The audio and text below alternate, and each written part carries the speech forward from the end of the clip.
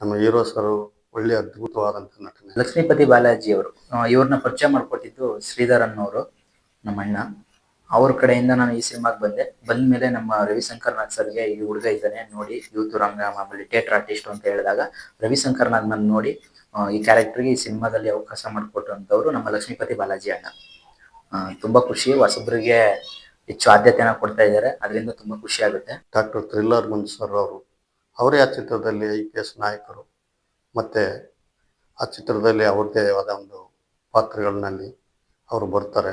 ತುಂಬ ಒಳ್ಳೆ ಫೈಟಿಂಗ್ಸು ಅವು ನಾನು ನೋಡಿದಂಥ ಒಂದು ತುಣುಕುಗಳು ಅವು. ಅಷ್ಟೊಂದು ಚೆನ್ನಾಗಿ ಅಚ್ಚುಕಟ್ಟಾಗಿ ಆ ಪಾತ್ರನ ಮಾಡಿದ್ದಾರೆ.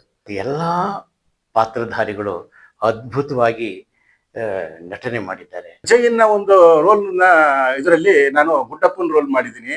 ಆ ಸೌಂಡು, ಆ ಒಂದು ಇದು ಕೊಡಬೇಕಾದ್ರೆ ನನಗೆ ವಾಯ್ಸು ಹೋಗ್ಬಿಟ್ಟು 1 ವಾರ ಆದ್ಮೇಲೆ 15 ದಿವಸ ಆದ್ಮೇಲೆ ವಾಯ್ಸು ವಾಪಸ್ ಬಂತು. ಅದೇ ರೀತಿ ಇನ್ನೊಂದ್ಸಲ ಆಯ್ತು. ಯಾವಾಗ ಅಂತ ಹೇಳ್ತೀನಿ ಕೇಳಿ. ನಾನು ಒಂದು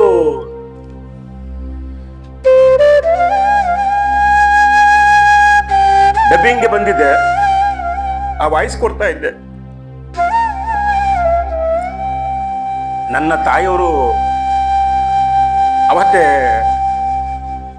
ತೀರೋಗಿದ್ರು.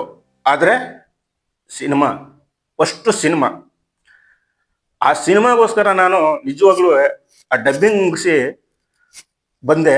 ಸಿನಿಮಾದಲ್ಲಿ ಬಂತು ಅಂದ್ರೆ ಮೂರ್ತಿ ಸರ್ ತುಂಬಾ ದೊಡ್ಡವ್ರ ಜೊತೆ ಮಾಡಿರೋಂಥ ಒಬ್ರು ಕ್ಯಾಮ್ರಾಮನ್ ಅಂತ ಹೇಳ್ಬೋದು. ಅವರು ಕ್ಯಾಮ್ರಾ ವರ್ಕಿಂಗ್ ಆಗಿರ್ಬೋದು, ಹೇಳ್ಕೊಡ್ತಿದ್ದು ತುಂಬಾ ಇಷ್ಟ ಆಯ್ತು. ಈ ಸಿನಿಮಾದಲ್ಲಿ ನನಗೆ ಥ್ರಿಲ್ಲರ್ ಮಂಜು ಸರ್ನ ನಾನು ಟಿವಿಲಿ ನೋಡ್ತಿದ್ದೆ. ರಿಯಲ್ ಆಗಿ ಅವ್ರು ಸ್ಟೆಂಟ್ ಮಾಡೋದು, ಅವ್ರು ಯಾವ ತರ ಮಾಡ್ತಾರೆ, ಯಾವ ತರ ಮಾತಾಡ್ತಾರೆ, ಯಾವ ತರ ಹಂಗಂದ್ರೆ ಆಕ್ಟಿಂಗ್ ಯಾವ ತರ ಮಾಡ್ತಾರೆ ಅವರಾಗಿರ್ಬೋದು, ಪದ್ಮಾವತಿ ಮೇಡಮ್ ಆಗಿರ್ಬೋದು, ಮಿಮಿಕ್ರಿ ಮಂಜು ಅಣ್ಣ ಆಗಿರ್ಬೋದು, ಲಯ ಕೋಗಿಲ ಸರ್ ಆಗಿರ್ಬೋದು. ಶೂಟಿಂಗ್ ಹೋದ್ಮೇಲೆ ಯಾವ ತರ ಅನಿಸ್ತು ಅಂದ್ರೆ ನನ್ನ ಫ್ಯಾಮಿಲಿನೇ ಮರ್ತ್ಬಿಟ್ಟೆ. ಆ ಕಾರ್ಡು, ಫೋನು, ಈಗ ಫೋನ್ ಯೂಸ್ ಮಾಡಲಿಲ್ಲ ಅಂದ್ರೆ ಆಲ್ಮೋಸ್ಟ್ ಸುಮಾರು ಜನ ಎಲ್ಲ ಫೋನ್ ಯೂಸ್ ಮಾಡ್ತಾನೆ ಇರ್ತಾರೆ ದಿನನಿತ್ಯ. ಆದ್ರೆ ನಾನು ಆ ಕಾಡಲ್ಲಿದ್ದಾಗ ಫೋನ್ನೇ ಮರ್ತ್ಬಿಟ್ಟಿದ್ದು. ಎಲ್ಲ ನಾವು ಆನೆ, ನಮ್ಮ ಡೈರೆಕ್ಟರ್ ಸರ್, ನಮ್ಮ ಹೀರೋ ಸರ್, ಅದೊಂಥರ ನಮ್ಮ ಮನೆ ತರ ಆಗ್ಬಿಟ್ಟಿತ್ತು.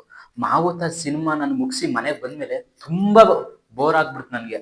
ಏನಕ್ಕೆ ಸಿನಿಮಾ ಇಷ್ಟು ಬೇಗ ಮುಗ್ದೈತಲ್ಲ ಅಂತ ಅನ್ಸ್ಬಿಡ್ತು ನನಗೆ. ತುಂಬಾ ಮಿಸ್ ಮಾಡ್ಕೊಂಡೆ ಇಡೀ ಟೀಮ್ನ.